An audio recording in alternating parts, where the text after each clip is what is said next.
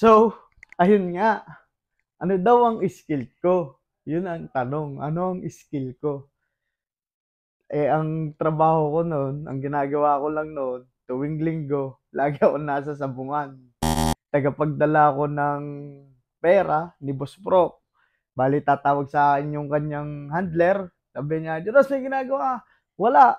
Punta ka dito, dali mo yung pusta ng manok ni Boss. Yun yung pusta ko. Yun yung aking trabaho noon. Nakakagigil ka. Si Boss Pro, matagal ko nang kilala yan. Hindi pa ako nakakatapos ng pag-aaral, boss ko na yan, pero tsaka na yun. Ito muna. Paano masabi? Di yun nga mga boss, isip ako. Kung nga kayang skilled ang aking pwedeng gawin o pwedeng i-apply. Dahil hindi naman ako, hindi naman ako karpentero.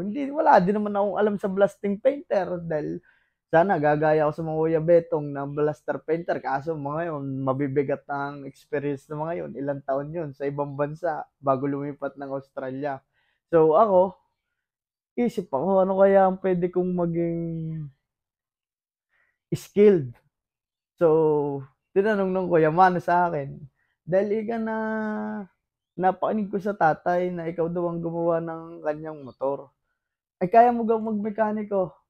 Oh, sabi ko, hindi wala nang isip-isip. Diretso, Damn!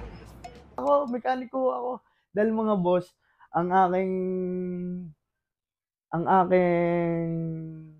tinapos o ang aking course ay aircraft mechanic. Huwag mong subukan. Masisira ang buhay mo. Yun mga boss. Yun ang aking tinapos na kurso, aircraft mechanic. Nakapagtrabaho din naman sa airport, pero hindi bilang isang mechanic. Kaya, hindi ko masasabing mekaniko talaga ako nung mga oras na yon. Kaya, sabi ko, sige po kuya. Baliw ka yata eh. Kung siguro naman po kayang-kaya ko yan.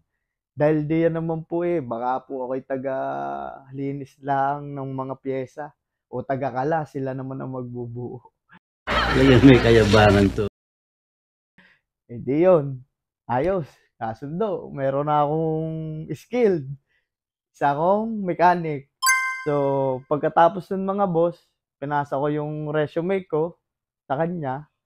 Tapos nung pagpasa ko ng resume, pinasa niya dun sa agency. Nung nakailang linggo, tumawag sa akin yung agency, may interview daw. Oh, di ako, syempre, wala naman akong ibang maiging effort, kundi aganang punta doon, gumayak ng maaga, wag malit yon. 3:00 ng madaling araw, nandun na ako sa tapat ng agency. Ako ay nag-YouTube.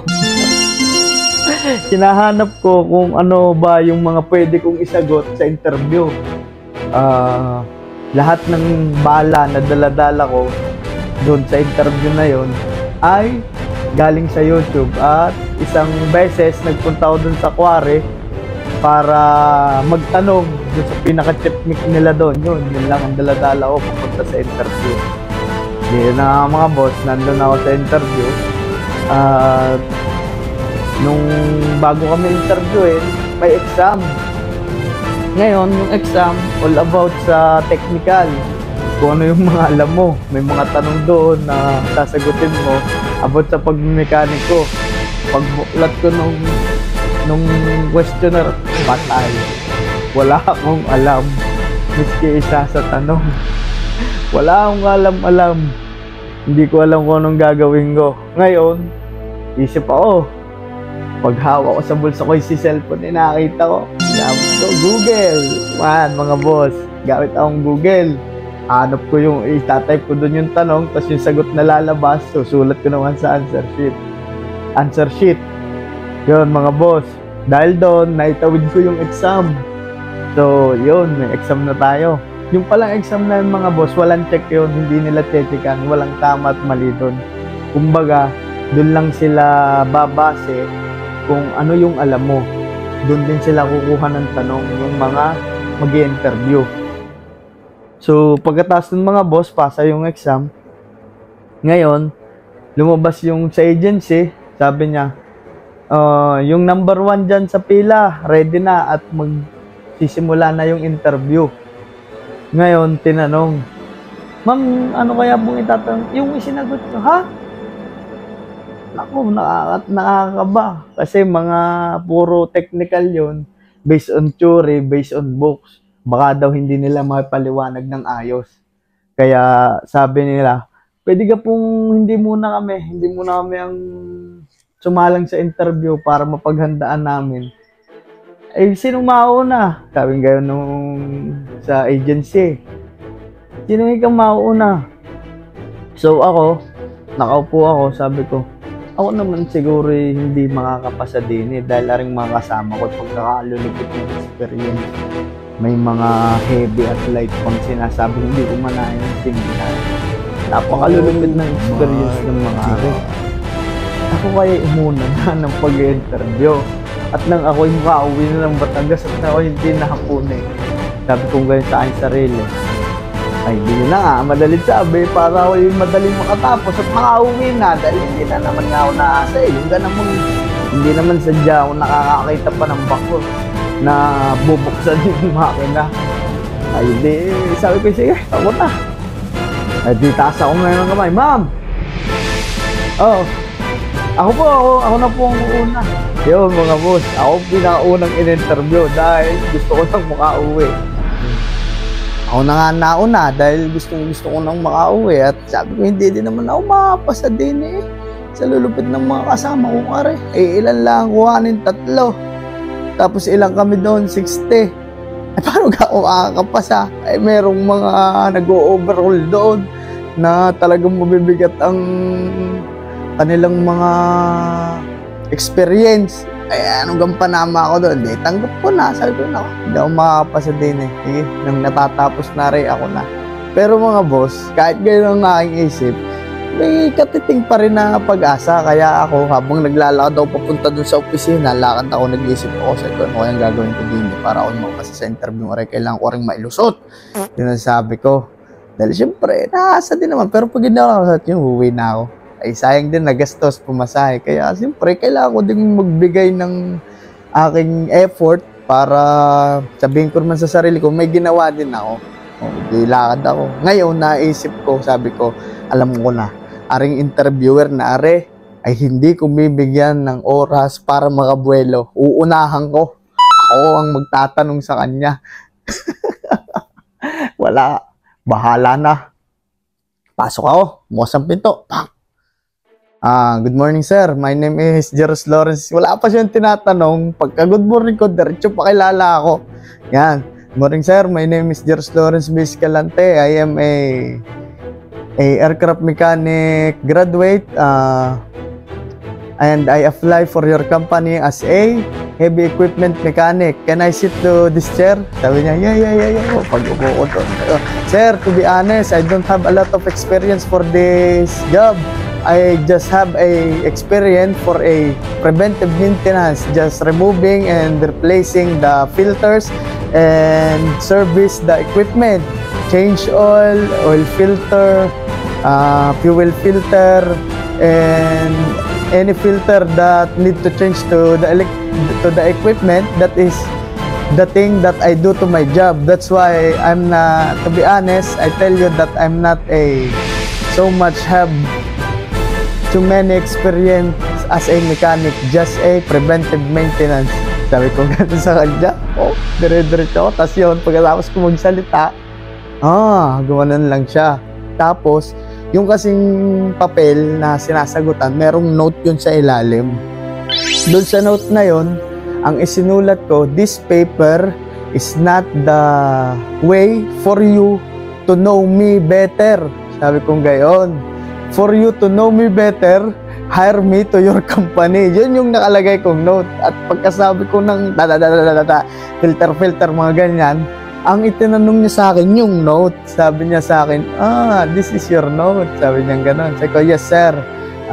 That notes, did you understand by English? Because I'm not so very well for using that language because that is not my first language. Here in the Philippines, we always use Tagalog, but there is a subject in school that I can know how to speak and to write English. Even if not so well, at least I can understand and speak English. Sabi ko gano'n sa kanya. Sabi niya, yeah, I understand this. Sabi niya gano'n. Sabi niya, oh, okay. So, done. I don't have anything to ask you because you already tell me who you are and what you can. Sabi niya gano'n. Oh, di ako labas na. Sabi ko, ayos na. Uwi na. Uwi ng Batangas. Yung mga boss, yun, doon lang natapos ang interview. Wala akong alam, wala akong ine-expect. Pagkatapos nun, inalis ko na sa isip ko yung interview na yun. Dahil nga, nung paparong pala ako, alam ko na, dahil nga akong pinakakumbaganting ko sa sarili ko, akong pinakamahina sa lahat ng aplikante doon. Paano pa ako makakapasa? Ay, 60 kami, 3 lang ang kukuhanin. Kahit pang 10 baka hindi ako mapili doon. Kaya wala na. Alis na, uwi na, yun, tuloy sa buhay. 2 linggo, sabi ng tatay, patagal naman ika ng result ng interview ni Jeros. Ang tatay, yung aking biyanan, sabi ko, tatay, huwag na yung umasa at yun naman sinubukan ko nga lang para ako hindi ko sinabi hindi dumating yung araw na sabihin ko sa sarili ko na paano kaya kung sinubukan ko. Di sabi kong ganyan sa tatay. Tapos nung hapon, biglang may tumawag sa akin. Nasasabungan ako noon. Natawag sa akin ng Kuya Mano. Hindi ko nasagot. Doon pa lang sa bahay, doon ko nakita ang tawag. At pag uwi ko doon sa bahay, nakatawa na agad yung bayan ng babae, ang mama bayan. Sabi niya, pumasa daw ako sa interview. Sabi, ha?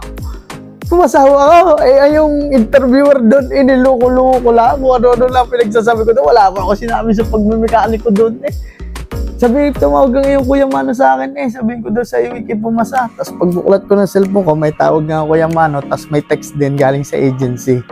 Pasado daw ako. Yun, mga boss, nakapasa ako sa interview. At pagkatapos nun, documentation, pasa-pasa ng mga documents. Siyempre, may mga documents naman ako kasi nagtrabaho naman ako.